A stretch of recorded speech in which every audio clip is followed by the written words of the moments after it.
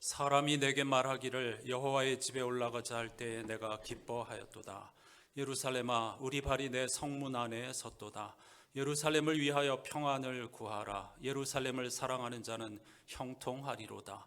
내 성 안에는 평안이 있고 내 궁중에는 형통함이 있을지어다. 아멘.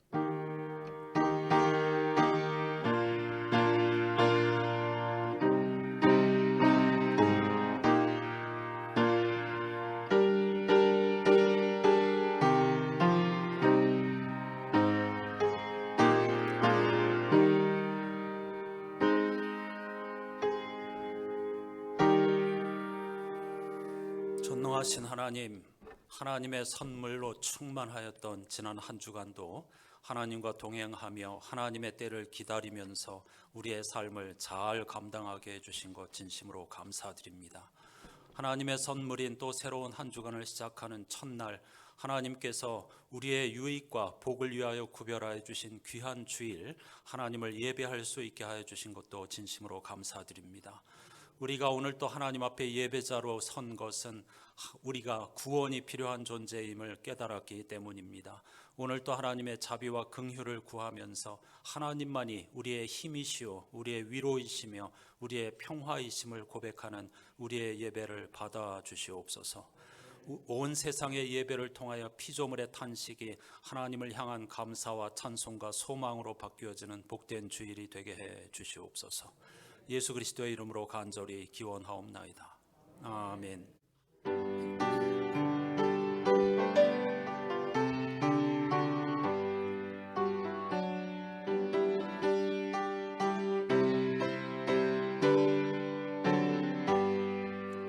주 예수 이름 높이어 다 찬양하여라.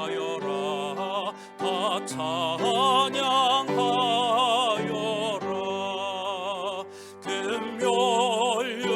금면류관을 들여서 만유의 주를 찬양하세. 찬양 찬양 찬양 만유의 주 찬양. 주 예수 당한 고난을 못 잊을 죄이라. 못 잊을 죄이라. 내 귀한 복에 갇혀서 만유의 주를 찬양하세. 찬양 찬양 찬양 만유의 주 찬양. 이 지구 위에 거하는 온 세상 사람들, 온 세상 사람들, 그 크신 위엄 높여서 만유의 주를 찬양하세. 찬양 찬양 찬양 만유의 주 찬양.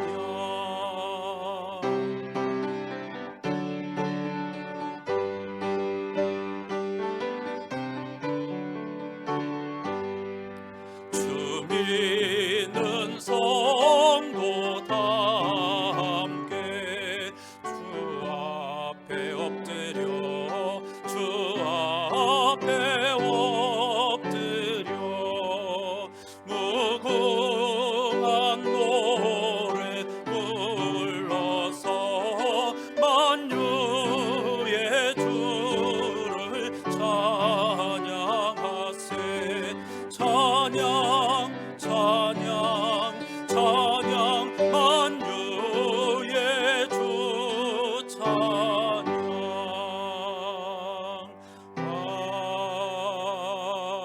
아멘.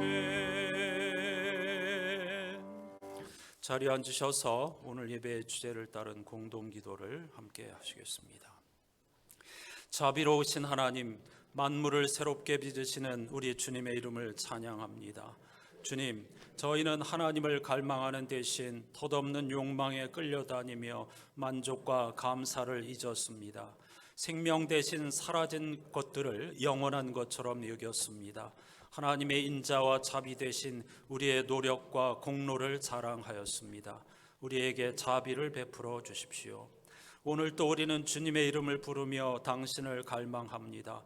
당신의 가없는 사랑을 의지하며 예배하오니 우리를 말씀으로 깨끗하게 해 주십시오. 주님의 마음을 시원케 하며 이웃의 희망이 되는 맑은 영혼의 사람으로 변화시켜 주십시오. 우리 주 예수 그리스도의 이름으로 기도드립니다. 아멘. 오늘 우리의 허물을 주님 앞에 고백하면서 침묵으로 우리 구원을 갈망하는 기도를 함께 하십시다.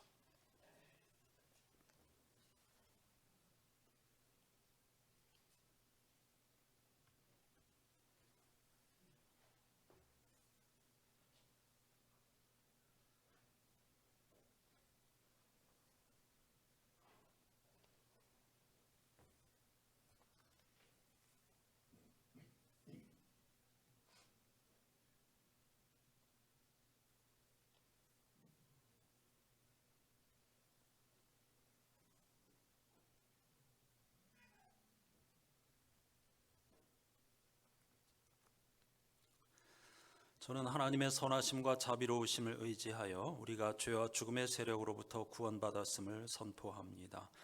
영원하신 성령으로 말미암아 흠없는 자기를 하나님께 드린 그리스도의 피가 어찌 너희 양심을 죽은 행실에서 깨끗하게 하고 살아계신 하나님을 섬기게 하지 못하겠느냐. 아멘.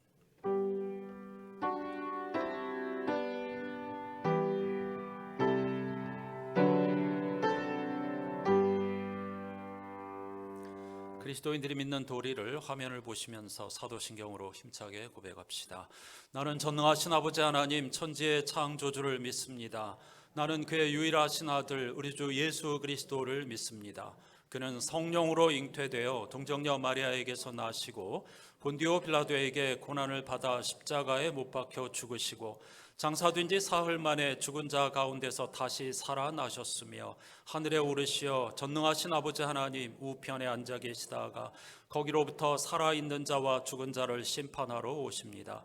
나는 성령을 믿으며 거룩한 공교회와 성도의 교제와 죄를 용서받는 것과 몸의 부활과 영생을 믿습니다. 아멘. 이번 주 성설교합에 포함된 시편 65편 말씀을 교독합니다. 하나님이여 찬송이 시온에서 주를 기다려오며 사람이 서원을 주께 이행하리이다. 죄악이 나를 이겼사오니 우리의 허물을 주께서 사하시리이다.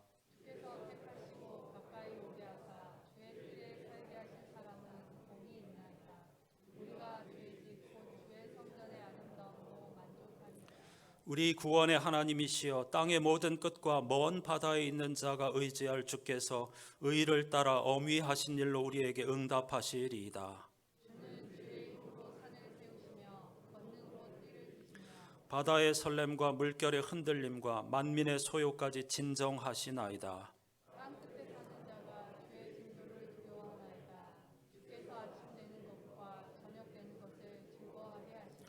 땅을 돌보사 물을 대어 심히 윤택하게 하시며 하나님의 강에 물이 가득하게 하시고 이같이 땅을 예비하신 후에 그들에게 곡식을 주시나이다.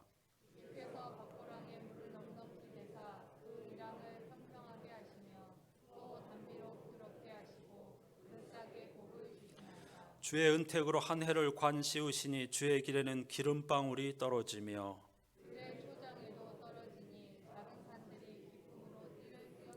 함께합니다. 초장은 양떼로 옷 입었고 골짜기는 곡식으로 덮였음에 그들이 다 즐거이 외치고 또 노래하나이다. 아멘. 피난처이신 주님을 찬양하십시다.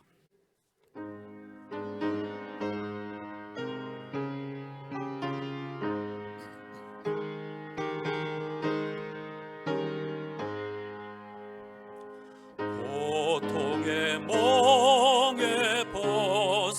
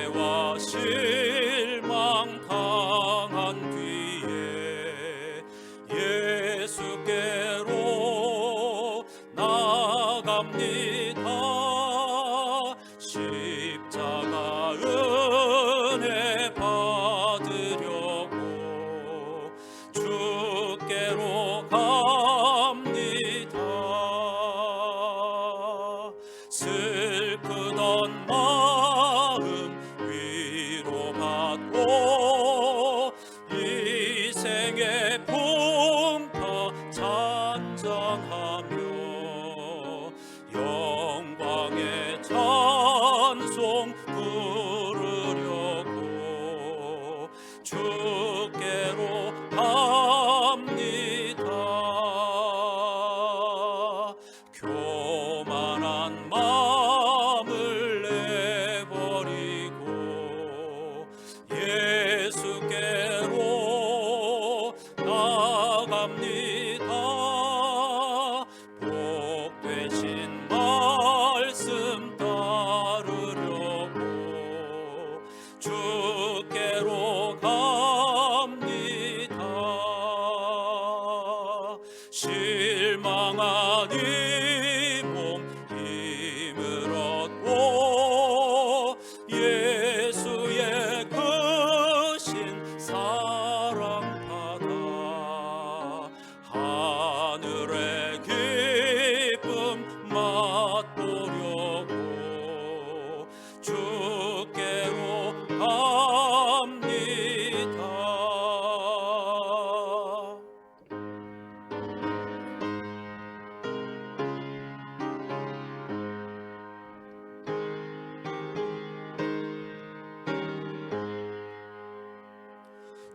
죽음의 길을 벗어나서 예수께로 나갑니다. 영원한 집을 바라보고 주께로 갑니다. 멸망의 보구 헤어나와 평화의 나라 다다라서 영광의 주를 배우려고 주께로 갑니다.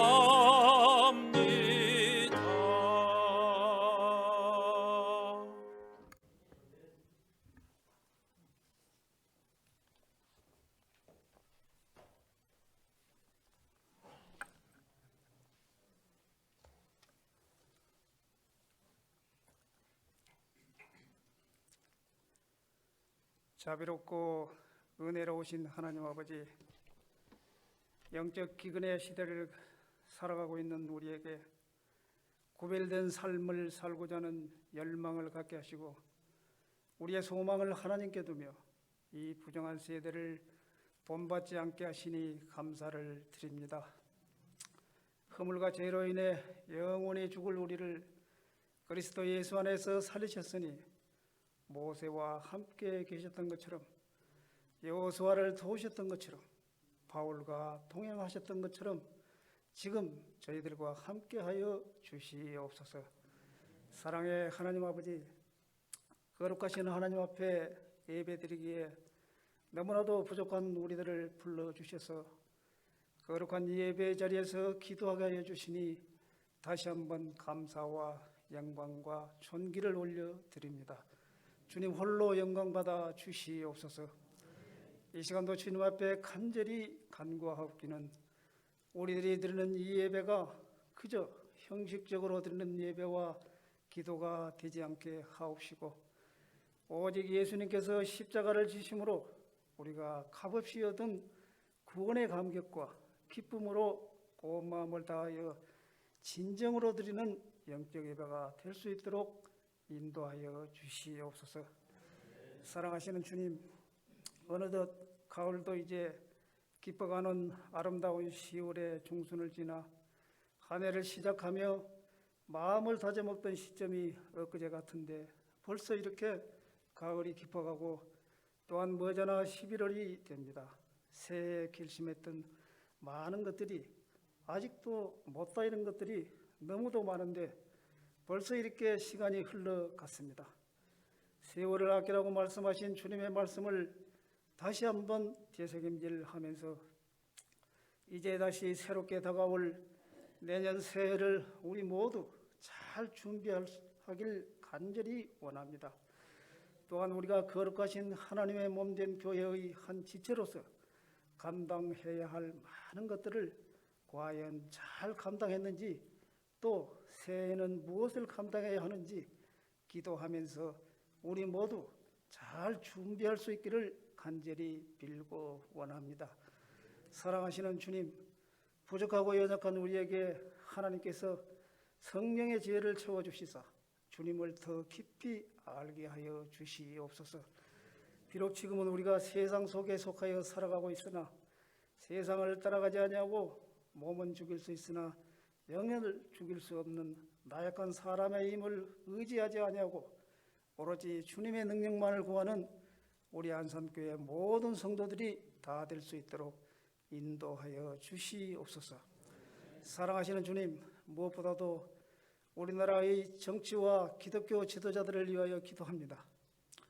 이 나라 대통령과 많은 이정자들에게 성령의 인도하심으로 북한과의 정치도 잘 이끌어갈 수 있도록 많은 지혜를 주옵시고, 또한 북한도 핵무기로 우리나라를 겁박하지 않고 오직 복음으로 통일되는 평화로운 날을 주시기를 간절히 기도합니다. 또한 이 나라의 많은 이정자들이 개인의 영광과 당파를 초월하여 애국애족하는 순전한 마음으로 죽으면 죽으리라 하는 각오로 나아간다면 온 국민이 하나 되어 모든 역경들도 담대히 대처해 나갈 수 있을 줄 믿습니다.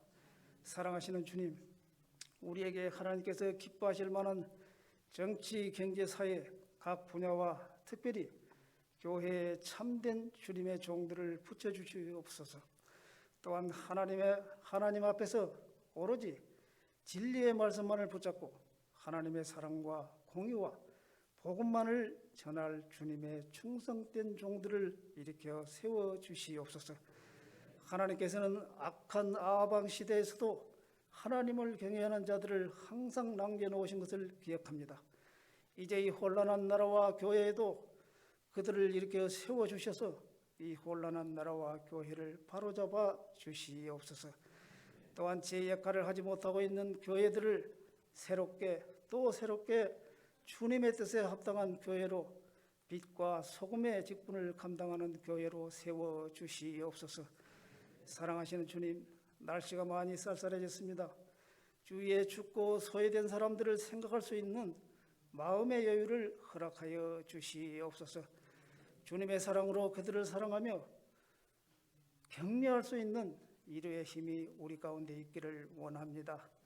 또한 우리 권속들 중에도 연로하신 노부모님을 비롯하여 영육이 연약한 식구들이 많습니다. 주님, 그들의 필요에 따라 주님의 넘치는 사랑의 위로가 필요합니다. 그들에게 새 힘을 주시옵소서. 이 시간도 귀한 말씀을 증거하실 목사님께 갑절의 영감을 주셔서 말씀이 선포될 때에 영육간의 치유의 역사가 있게 하시고, 또한 개인의 믿음이 회복되게 하시어 가정이 회복되고 자녀들이 형통하는 야베스의 축복으로 함께하여 주시옵소서. 이 모든 기도를 우리를 죄에서 구원하시고 영원한 생명으로 인도하실 우리 구주 예수 그리스도의 이름으로 간절히 기도드립니다. 아멘.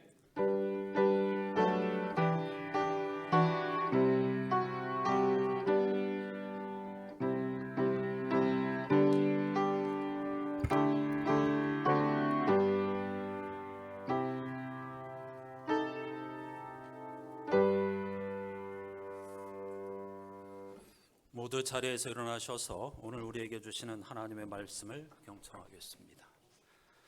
창조절 8번째 주일에 주시는 하나님의 말씀은 구약성서 요엘 2장 23절과 32절 말씀입니다. 23절은 제가 읽고 32절은 다 같이 읽지요. 시온의 자녀들아, 너희는 너희 하나님 여호와로 말미암아 기뻐하며 즐거워할지어다. 그가 너희를 위하여 비를 내리시되 이른 비를 너희에게 적당하게 주시리니 이른 비와 늦은 비가 예전과 같을 것이라. 다 함께. 누구든지 여호와의 이름을 부르는 자는 구원을 얻으리니 이는 나 여호와의 말대로 시온산과 예루살렘에서 피할 자가 있을 것이며 남은 자 중에 나 여호와의 부름을 받을 자가 있을 것임이니라. 아멘. 자리에 앉으시기 바랍니다. 오늘 영상으로 함께할 주님 찬양은 주님 손잡고 일어서세요 이 곡입니다. 이 곡으로 서로 힘을 내시기를 바랍니다.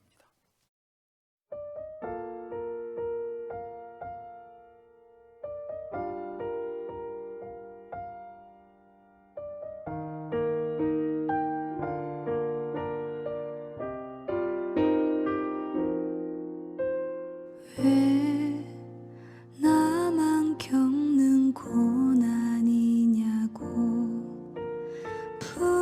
불평하지 마세요. 고난의 뒤편에 있는 주님이 주실 축복 미리 보면서 감사하세요. 너무 견디기 힘든 지금 이 순간에도 주님이 일하고 계시잖아요. 남들은 지쳐 앉아 있을지라도 당신만은 일어서세요. 힘을 내세요. 힘을 내세요. 주님이 손잡고 계시잖아요. 주님이 나와 함께함을 믿는다면 어떤 역경도 이길 수 있잖아요.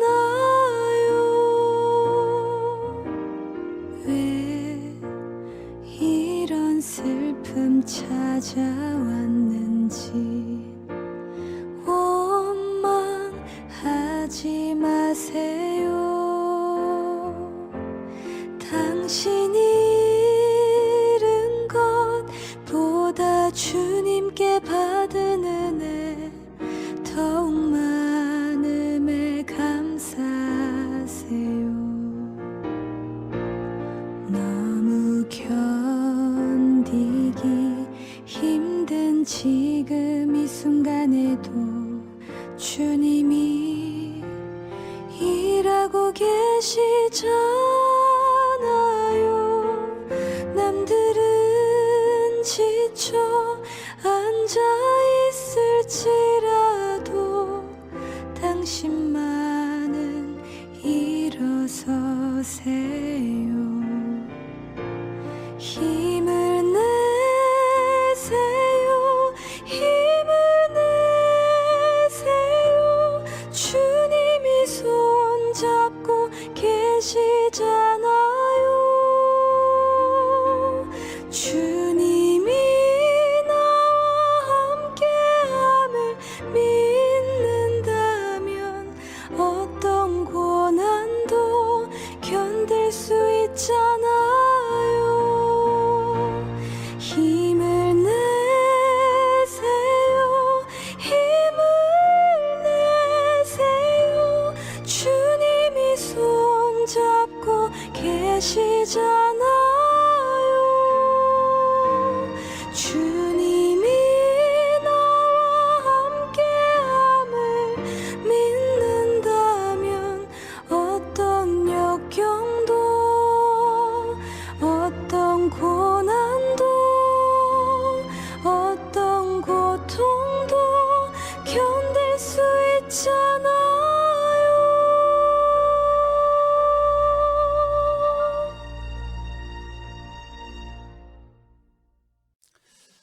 우리 가운데 여러 가지 투병, 질병, 또 원인을 알 수 없는 통증 이러한 것들로 시달리는 교우들이 여러 분 계십니다. 그 밖에 마음의 문제, 또 경제적인 문제, 자녀의 문제로도 고통당하는 분들이 많은데요. 이 찬송을 통해서 힘을 내시기를 바랍니다. 우리 옆 사람에게 한번 이렇게 외치실까요? 주님이 우리와 함께 계시니 힘을 내십시오. 할렐루야. 구약의 예언자들이 모두 다 자신의 그 이야기를 하나님께로부터 받은 신탁을 글로 써낸 것은 아닙니다. 그래서 글로 쓴 예언자들을 문서 예언자들이라고 하는데요. 구약 성서의 문서 예언자들은 대략 기원전 8세기부터 3세기까지 이스라엘 역사의 한복판에서 하나님께서 그들에게 맡겨주신 말씀을 선포하였습니다. 그 당시 고대 이스라엘은 아시리아와 바빌로니아와 페르시아 제국의 지배를 받았습니다. 그리고 자연재해도 오늘날과는 비교할 수 없을 만큼 아주 자주 또 재난급으로 발생하기도 하였죠. 오늘 본문인 요엘 2장 25절에 따르면 메뚜기와 느치와 황충과 팥중이가 곡물을 모두 먹어치운 일들이 종종 일어났다고 하는 것을 충분히 짐작할 수가 있습니다. 지금이야 흉년이 들면 곡식을 수입도 할 수 있지만은 저장도 할 수 있고요. 그러나 당시는 형편이 그렇지 못해서 흉년이 들면 많은 사람들이 꼼짝없이 목숨을 잃을 수밖에 없었습니다. 문제는 이런 재난이 발생하면 언제나 가난하고 약한 자들이 주로 집중적으로 피해를 당한다는 것입니다. 당시에는 더했겠죠. 당시에도 노약자들의 희생이 매우 컸습니다. 이런 비극적인 상황에서 선지자 요엘은 23절에서 기뻐하며 즐거워하라고 외쳤고 그 앞절에서도 두려워하지 말고 기뻐하며 즐거워하라고 외쳤습니다. 이상한 일이죠. 이 사람은 도대체 무엇을 보았길래, 무엇을 생각하길래, 무엇을 들었길래 현실과 전혀 동떨어진 듯한 말을 외치고 있는 걸까요? 예언자 요엘이 말하는 기쁨과 즐거움의 근거는 창조주 여호와 하나님입니다. 오늘 본문 23절을 세 번역으로 읽어보겠습니다. 성서일과표 제1독서입니다.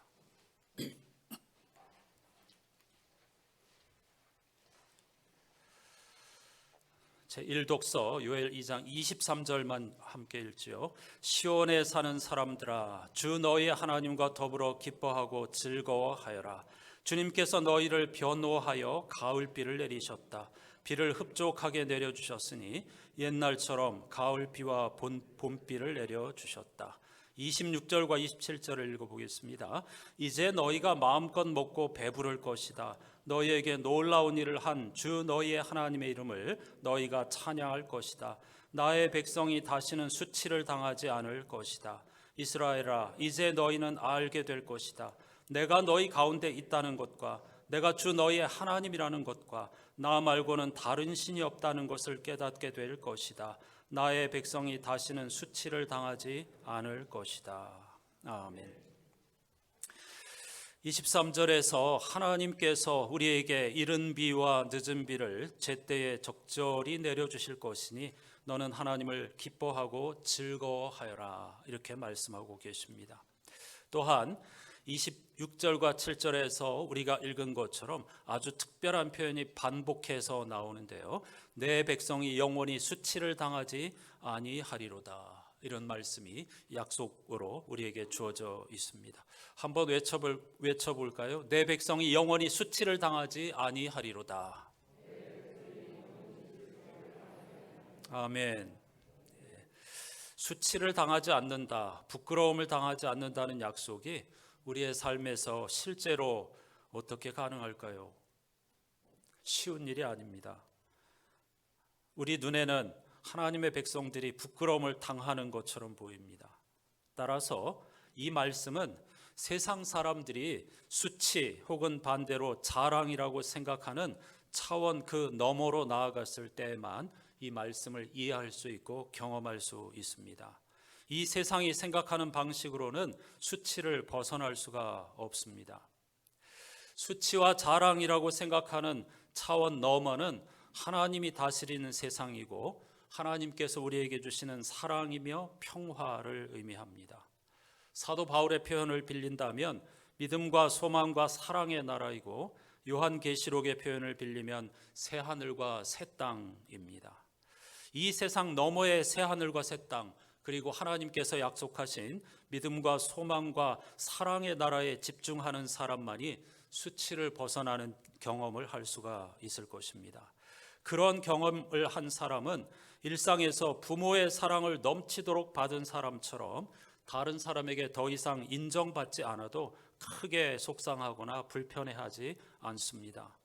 하나님의 통치와 사랑을 절감하지 못하면 우리는 죽을 때까지 세상 사람들에게 인정받으려고 안간 힘을 쓸 수밖에 없습니다.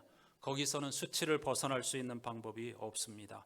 그래서 예언자 요엘은 여호와로 말미암아 기뻐하라고 반복해서 외치고 있는 것입니다. 하나님께만 진정한 위로와 진정한 사랑과 진정한 평화가 있기 때문입니다. 이번에는 같은 내용을 다르게 표현하고 있는 건데요. 32절 말씀을 같이 읽어보겠습니다. 그러나 주님의 이름을 불러 구원을 호소하는 사람은 다 구원을 받을 것이다. 시온산 곧 예루살렘 안에는 피하여 살아남는 사람이 있을 것이라고, 주님께서 부르신 사람이 살아남아 있을 것이라고 주님께서 말씀하셨다. 아멘.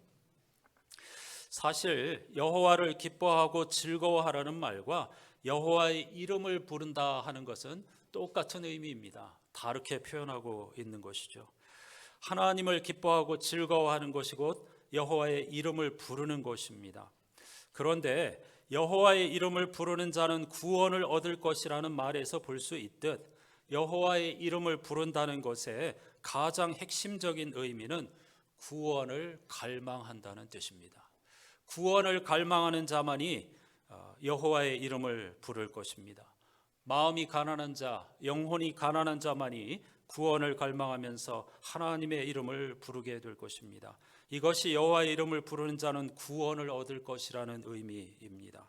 다시 말하면 나 자신이 구원을 필요로 하는 존재임을 영혼 깊은 곳에서 절실히 깨닫는 자만이 하나님의 이름을 부른다는 것이죠.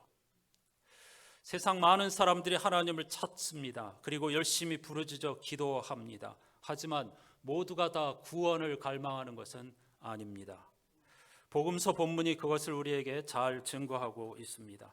유명한 본문인데요. 우리 누가복음 18장 9절에서 14절의 비유의 말씀을 같이 천천히 읽어보겠습니다. 뒷부분입니다. 같이 하시죠.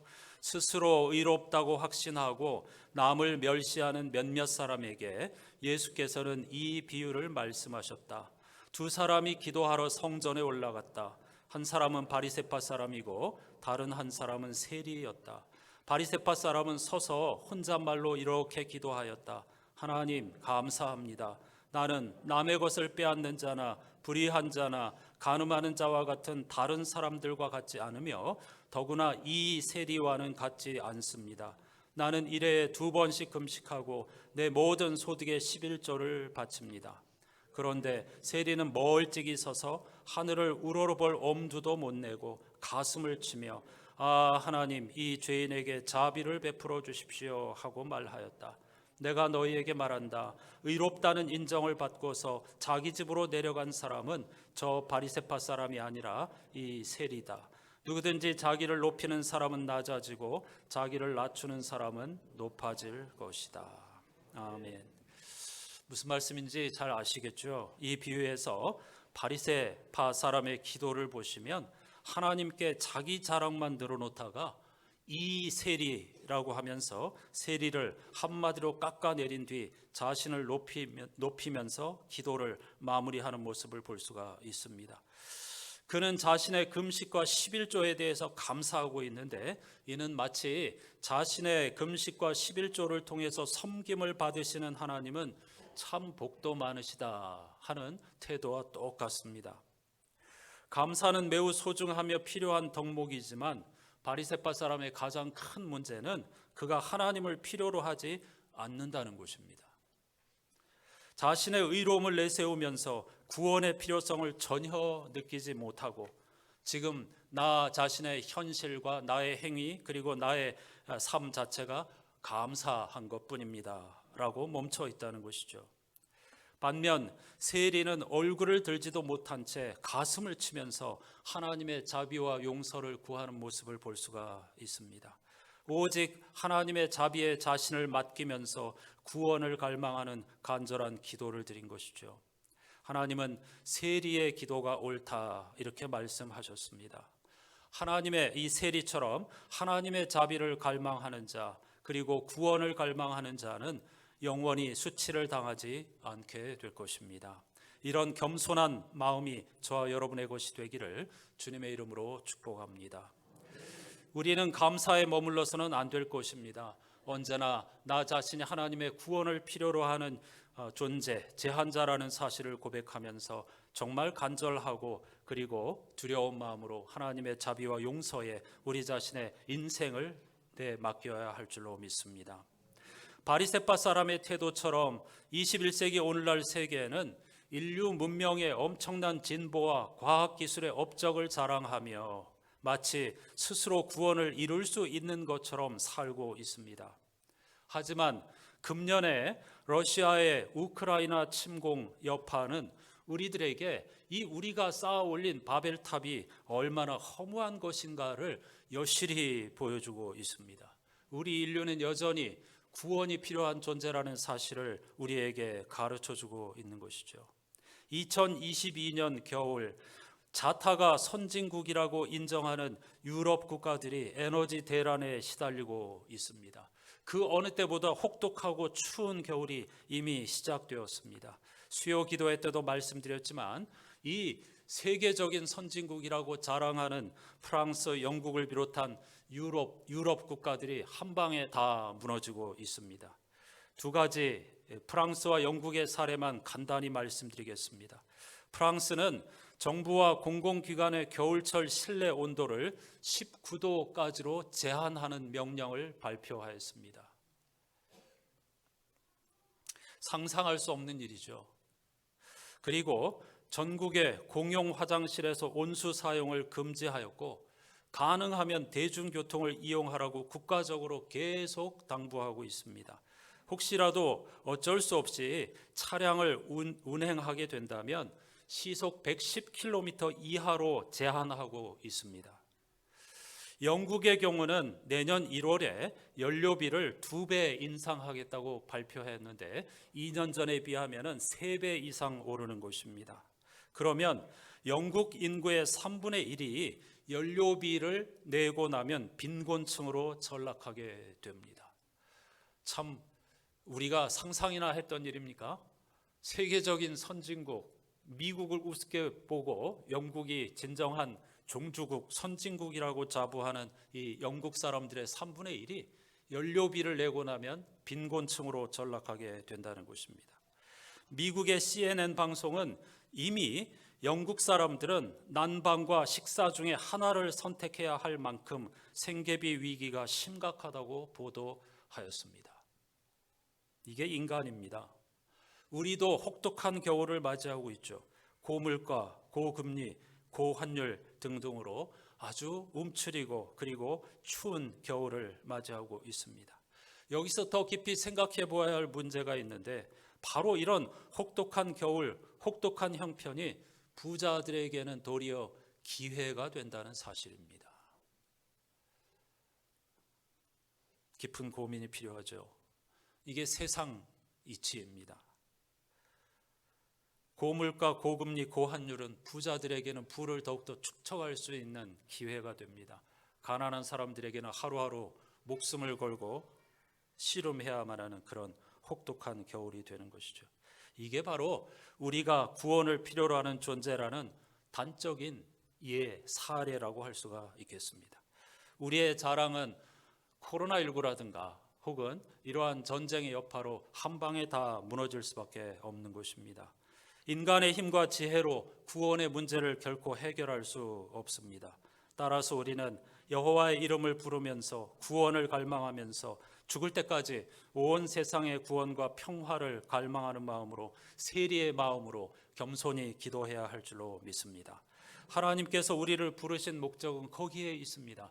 바리새파 사람처럼 하나님 우리를 구원해 주시고 평화로운 삶, 충분한 삶을 살게 해주셔서 감사합니다. 그렇게 멈추면 안 되는 것입니다. 세리의 마음으로 우리 인간의 부족함과 허물과 제한성 그리고 죄성 이런 것들을 하나님 앞에 애통하는 마음으로 부르짖어 모든 피조물의 탄식을 함께 아파하면서 구원의 완성을 갈망하는 마음으로 여호와의 이름을 부르는 저와 여러분이 되어야 할 줄로 믿습니다. 다음으로 여호와의 이름을 부른다는 것은 하나님께서 행하실 일을 기대하는 것입니다. 아무런 기대가 없다는 것은 지난주일 우리가 나눈 말씀처럼 하나님을 업신여기는 태도입니다. 여러분, 하나님께서 행하실 새 일을 기대하십니까? 마치 아침을 기다리는 파수꾼처럼 하나님이 약속하신 세상, 새하늘과 새 땅, 정의가 강물처럼 흐르는 그러한 세상을 기대하면서 노력해야 하는 것입니다.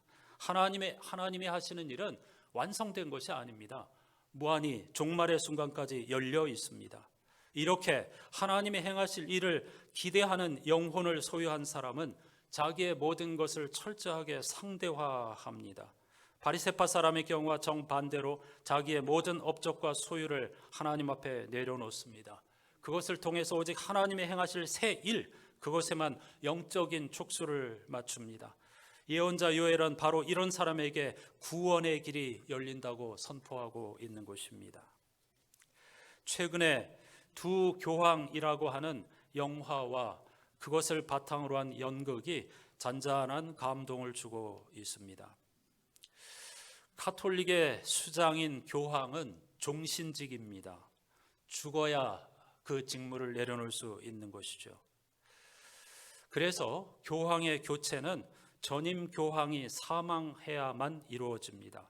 그런데 2013년 현직 교황 베네딕토 16세가 자진 사임하는 일이 벌어졌습니다. 그리고 지금 재임하고 있는 프란치스코가 새로운 교황으로 선출되면서 두 명의 교황이 한 시대를 살아가는 아주 예외적이고 역사적인 일이 벌어졌습니다. 현직 교황이 스스로 사임한 것은 전혀 사례가 없는 것은 아닌데 가장 최근의 일이 598년 전에 있었던 일입니다. 거의 600년 만에 베네딕토 16세가 죽기 전에 스스로 교황직에서 내려왔다는 뜻입니다. 이 두 사람의 그 교황이 사임하고 프란치스코가 콘클라베라고 하죠. 가톨릭의 그 교황 선출하는 기구를 통해서 후임 교황으로 선정된 과정의 실화를 바탕으로 한 작품이 바로 두 교황이라는 작품입니다. 그런데 이 베네딕토 16세는 독일 태생의 전통 신학자 출신이고 프란치스코는 아르헨티나 출신의 해방 신학자였습니다. 예수에 속한 해방 신학자였습니다. 따라서 이 전임과 후임 교황 두 사람의 인생의 궤적은 완전히 극과 극입니다. 성격부터 취향, 가치관까지 정반대, 도저히 화합할 수 없고 만날 수 없는 그런 관계였습니다. 따라서 이 작품은 현대 시대의 가장 보수적이며 전통적인 교황 베네딕토 16세와 교회의 개혁을 꾸준히 추구하면서 진보적이고 개방적인 교황 프란치스코의 신학적 대립부터 서로 상반되는 성격과 음악적 취향까지 대조적으로 보여줍니다.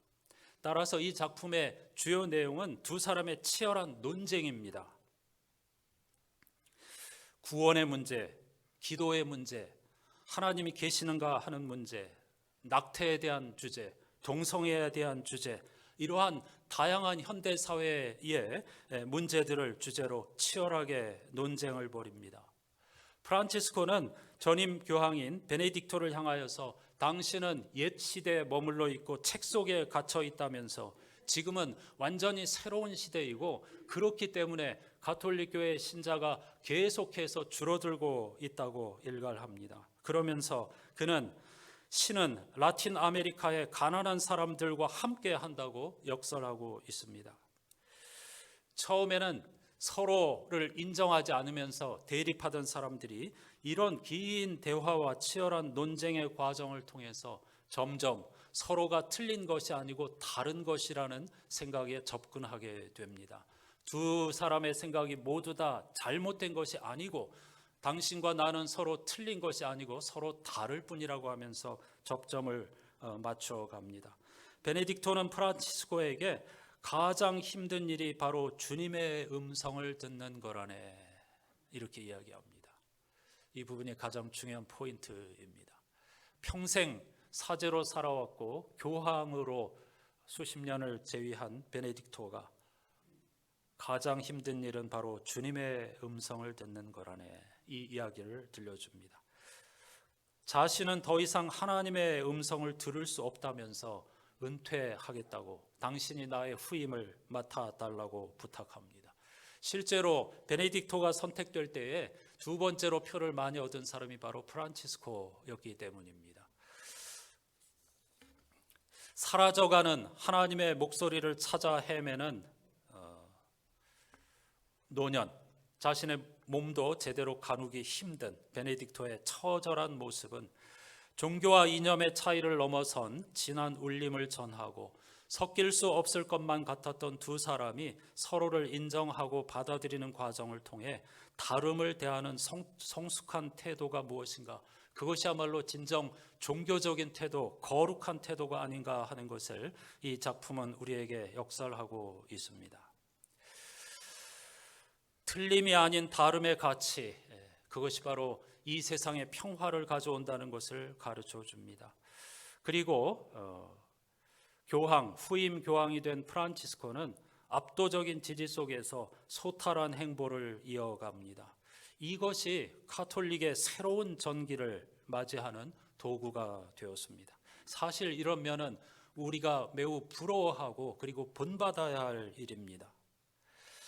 교황의 입에서 나온 신의 음성을 들을 수 없다는 고백을 여러분은 어떻게 생각하십니까? 아니, 어떻게 교황이 그런 불경스러운 말을, 믿음 없는 말을 할 수 있어? 이렇게 생각하십니까? 결코 그렇지 않습니다. 그의 말은 결코 하나님을 불신하는 데서 나온 것이 아닙니다. 자기를 부인하는 고백입니다. 가장 깊은 신앙 고백이라고 할 수 있습니다. 바리새파 사람처럼 자신만만하던 그런 그가 점점 인생의 연륜을 쌓아가면서 막중한 책임을 감당하면서 결국은 자기 스스로가 확신할 수 있는 것은 아무것도 없다는 것, 자신의 능력으로는 그 직책을 도저히 감당할 수 없다는 것, 하나님이 하실 일을 기대하면서 자기 자신과 정반대의 성향에 있는 추기경에게 교황의 직무를 맡아달라고 부탁하는 이런 모습을 통해서 진정 하나님을 신뢰하는 겸손한 모습을 볼 수가 있습니다. 이 영화나 연극은 결코 카톨릭을 전하는 이야기가 아닙니다. 신앙의 본질이 무엇인가, 그런 것들을 우리에게 알려주는 매우 좋은 작품이라고 할 수가 있겠습니다. 이 영화는 넷플릭스를 통해 볼 수 있으니 가능하신 분들은 꼭 한번 보시기를 권해 드립니다. 우리 역시 하나님께서 하실 일을 내다보면서 겸손히 그 때를 기다리고 우리가 우리 손으로 해야만 한다고 생각하는 것을 내려놓을 때에 하나님의 새로운 역사가 시작되는 것입니다. 그러나 그것을 내 손으로 다 해결하려고 할 때는 하나님의 새로운 역사, 구원을 경험하기 어렵게 되는 것입니다. 하나님의 이름을 부른다는 것은 이처럼 하나님을 업신여기지 않고 하나님의 행하실 새 일을 바라보면서 거기에 우리의 영혼을 활짝 열고 기다리며 준비하는 것임을 기억하는 저와 여러분이 되어야 할 줄로 믿습니다. 마지막으로 여호와 이름을 부른다는 것은 종말의 구원의 완성을 소망하는 자라는 뜻입니다. 이 요엘의 예언은 가장 재난의 시대에 선포된 말씀이라고 했죠. 종말에 하나님의 구원이 완성된다는 것을 선포한 것입니다. 그런데 초기 그리스도 교회 교우들은 이 요엘 선지자의 말씀을 의미심장하게 받아들였습니다. 베드로는 사도행전 2장에서 오순절 성령 사건 이후에 설교하면서 이 요엘의 말씀을 인용하였습니다. 핵심은 요엘의 예언이 예수 그리스도에게서 실현되었다는 것입니다. 궁극적으로 예수 그리스도의 십자가와 부활을 통해서 그의 말씀이 실현되었다, 이루어졌다, 이렇게 선포하였던 것입니다. 요엘 선지자가 23절에서 여호와의 이름을 부르는 자는 구원을 얻는다고 외쳤듯이 베드로는 부활하신 예수 그리스도를 믿는 사람은 구원을 얻는다고 설교한 것입니다. 요엘로부터 시작한 이 세상에 대한 비상하고 새로운 경험이 예수 그리스도의 부활에서 완성되었습니다. 예수께 일어났던 부활의 영을 받은 사람은 이제 죄와 죽음과 용감하게 대결할 것입니다. 경쟁과 욕망의 시련으로 가득한 세상에서 하나님의 크고 두려운 날, 즉 종말의 생명과 구원의 궁극적인 완성을 희망하고 노래하면서 살게 될 것입니다. 그런 기독교 전통 안에서 살아가는 사람은 아무리 현실이 어려워도, 즉 요엘이 이야기하는 것처럼 해가 어두워지고 달이 핏빛처럼 변하는 상황이라 하더라도 하나님을 의지하면서 끝까지 평화를 누리게 될 것입니다. 그런 사람은 영원히 부끄러움을 당하지 않게 될 것입니다. 사랑하는 여러분, 시편 지혜자는 이렇게 고백합니다.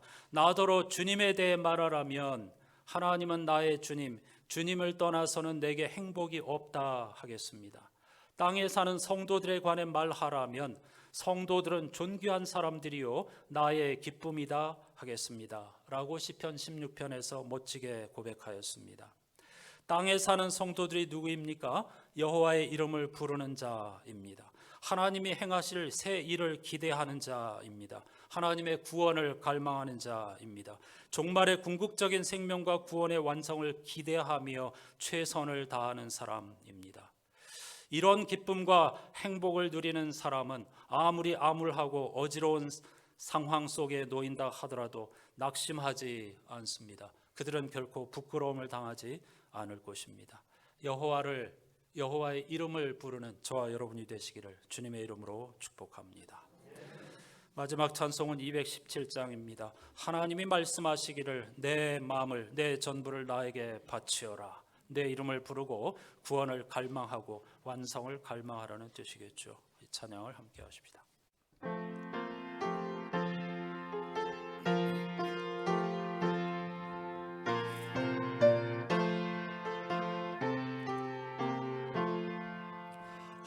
하나님이 말씀하시기를 내 마음을 나에게 바치어라.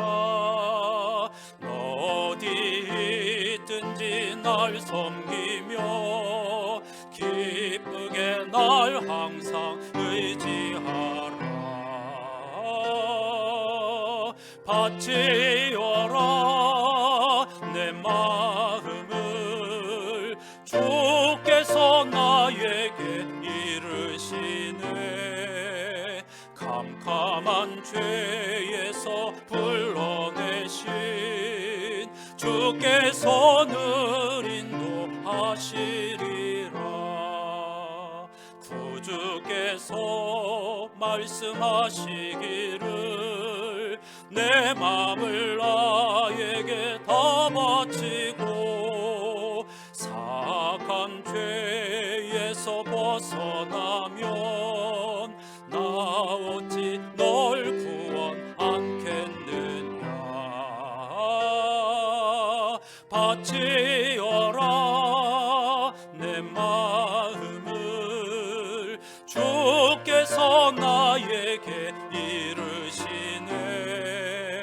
캄캄한 죄에서 불러내신 주께서는 인도하시리라.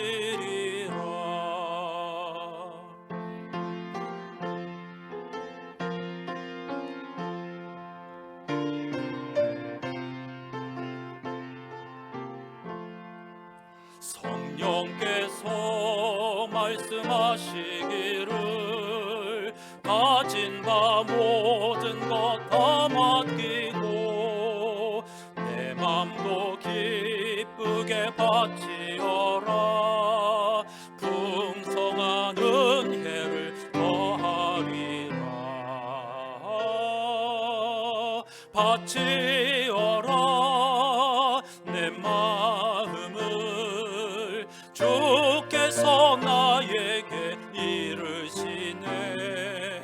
캄캄한 죄에서 불러내신 주께서 늘 인도하시리라.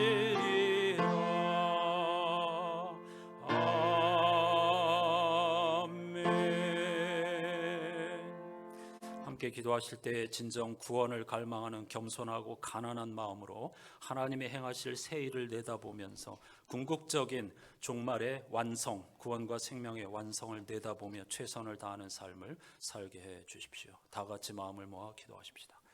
하나님 아버지 감사합니다. 오늘도 귀한 주를 허락하여 주시고 수천 년 전에 예언자 요엘이 하나님의 뜻을 전해준 그 귀한 말씀을 우리에게 들려주시니 감사합니다.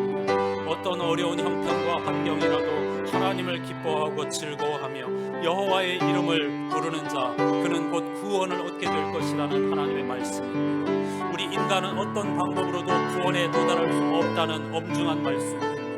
그러나 반대로 하나님을 신뢰한다면, 하나님을 의지한다면 어떤 상황 속에서도 우리는 구원을 경험할 수 있고 기쁨과 즐거움을 빼앗기지 않는다는 말씀이기도 합니다. 이 놀라운 말씀이 부디 우리 영혼에 깊이 박히게 도와주시고 이 말씀을 갈망하는 우리들이 되게 해 주시옵소서. 하나님, 전 세계적으로 전쟁의 여파와 불경기로 인하여서 많은 사람들이 마치 요엘 시대의 극심한 전쟁의 재난과 흉년의 시대와 같은 어려운 시대를 살고 있습니다. 하지만 우리가 하나님을 신뢰한다면 이런 어려운 상황 속에서도 우리는 구원을 갈망하며 하나님을 기뻐하고 즐거워하는 삶을 살 수 있게 될 줄로 믿습니다. 육체적인 고난, 영혼의 우울감, 그리고 심한 어려운 고통이 다가오더라도 하나님의 구원을 갈망하는 사람은 여호와를 기뻐하고 즐거워하는 삶을 살게 될 줄로 믿습니다.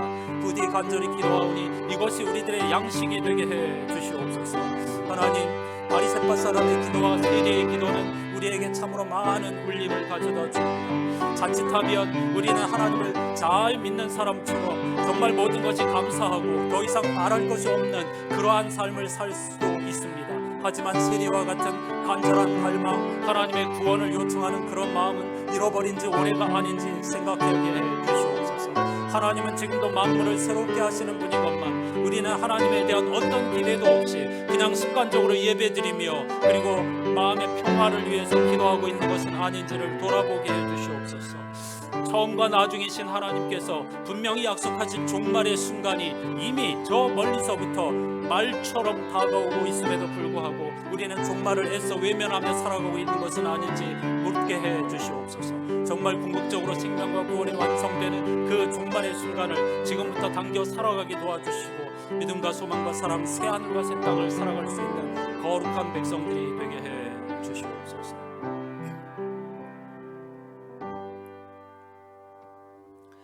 전능하신 하나님 감사합니다. 수천 년 전 이스라엘 백성들이 전쟁의 한복판 그리고 심한 기근과 흉년의 한복판에서 절망하고 있을 때에 예언자 요엘은 시온의 백성들, 하나님 나라의 백성들을 향하여서 여호와를 기뻐하고 즐거워하라고 외쳤습니다.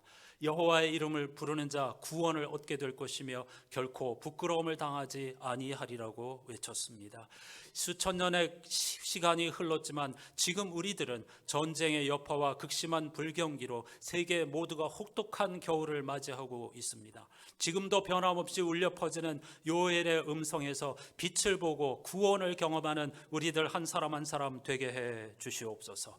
천지를 창조하셨으며 지금도 만물을 새롭게 하고 계시는 여호와를 기뻐하고 즐거워하는 사람, 인간의 공로와 인간의 자랑 대신에 하나님의 구원을 갈망하면서 여호와의 이름을 부르는 사람은 반드시 평화를 누리게 되며 그리고 기쁨과 즐거움을 회복하게 될 줄로 믿습니다. 이런 은혜를 우리들에게 허락하여 주시옵소서. 하나님, 바리새파 사람처럼 그 어떤 기대와 하나님의 도움 갈망하는 대신에 자랑과 감사에만 머물러 있다면 우리의 신앙은 반쪽짜리밖에 되지 않을 것입니다. 신앙의 기초는 하나님을 갈망하며 구원을 갈망하는 겸손함입니다. 우리 인류가 당하는 고난 그리고 그 어려움, 부정의, 불공평 이런 것 속에서 우리 인간은 정말 구원을 필요로 하는 존재이며 하나님만이 우리를 구원하실 수 있다는 사실을 절실히 깨닫고 모든 피조물의 탄식과 함께 아파하고 애통하면서 인류의 평화와 구원을 갈망하는 우리들이 되게 해 주시옵소서. 과연 우리는 하나님을 믿는 자로서 하나님이 행하실 새 일을 기대하고 있는지, 그리고 종말을 의식하면서 그걸 준비하고 있는지 묻게 해 주시옵소서. 모두 다 여호와의 이름을 부른다는 것은 바로 그런 하나님이 행하실 새 일을 마음을 열고 기대하는 것이며 종말을 지금 현실로 당겨 살아가는 것을 의미합니다. 이런 깨어있는 삶을 통해서 기쁨과 즐거움과 평화를 빼앗기지 않는 하나님의 거룩한 백성들이 되게 해 주시옵소서. 예수 그리스도의 이름으로 간절히 기도하옵나이다. 아멘.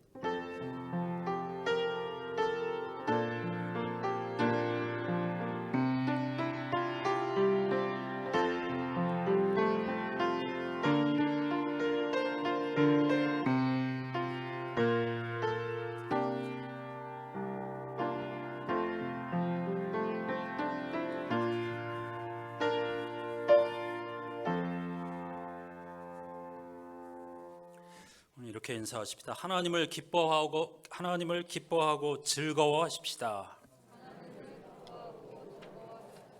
할렐루야. 이 말씀의 의미를 이번 한 주간 동안에도 깊이 읽으시면서 어느 때보다 어려운 시절 그리고 혹독한 겨울을 맞이하는 우리들의 마음에 정말 기쁨과 즐거움과 평화가 충만하시기를 다시 한번 주님의 이름으로 축복합니다. 코로나19로 인하여 오랫동안 함께하지 못했던 우리 권사 수련회 하루이지만은 돌아오는 토요일 함께 대화도 나누고 또 의논도 하고 또 하나님이 만드신 자연 속에서 함께 보내도록 하겠습니다. 기도해 주시기를 바랍니다. 가정별 신방이 거의 마무리되고 있는데요. 이번 주 화요일은 노회가 있기 때문에 쉬고 목요일 일구요, 그리고 금요일 날은 또 개인적으로 신청하신 가정들을 신방하도록 하겠습니다. 노회는 25일 화요일 오전 9시 여수 동강교회에서 교역자들과 또 양혜룡 장로님, 김병곤 장로님이 참석합니다. 위에서 기도해 주시기를 바랍니다. 감사한 일인데요. 우리 구역 신방을 하면서 가정들이 다 회복되고 또 다시 우리 꺼졌던 불꽃이 타오르는 그런 것을 경험합니다. 저도 새 힘을 얻고 있습니다. 얼마나 감사한 일인지 모릅니다.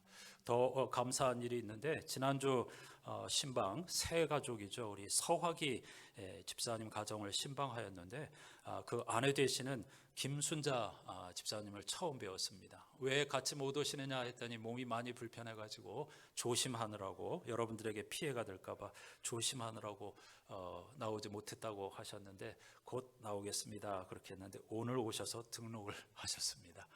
다 신방에서 주시는 은혜라고 할 수 있는데요. 우리 김순자 집사님 한번 자리에 잠깐만 일어나 주시면 감사하겠습니다. 서 집사님도 같이 일어나시죠. 아직 잘 모르는 분이 있으니까. 두 분이 부부입니다. 뜨거운 박수로 환영해 주시기 바랍니다. 고맙습니다. 앉으셔도 되겠습니다.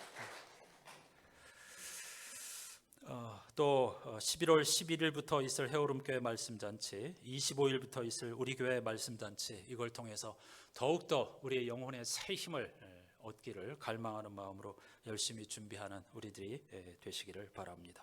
중보기도의 제목도 마음에 모아주시기 바랍니다. 다 같이 자리에서 일어나셔서 찬양하십시다.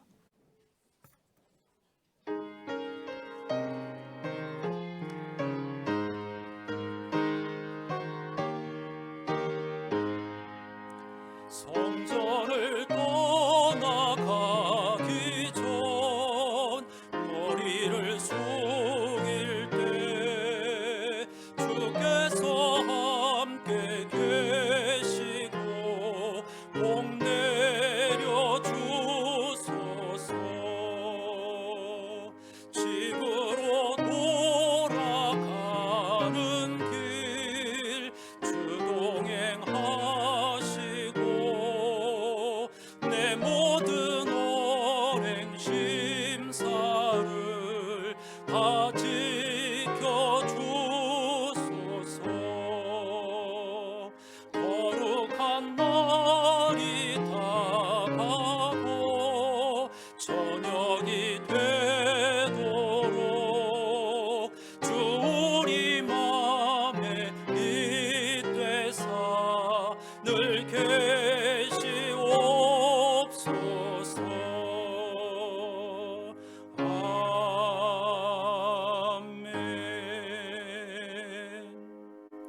그러나 주님의 이름을 불러 구원을 호소하는 사람은 다 구원을 받을 것이다. 시온산 곧 예루살렘 안에는 피하여 살아남는 사람이 있을 것이라고 주님께서 부르신 사람이 살아남아 있을 것이라고 주님께서 말씀하셨다. 아멘.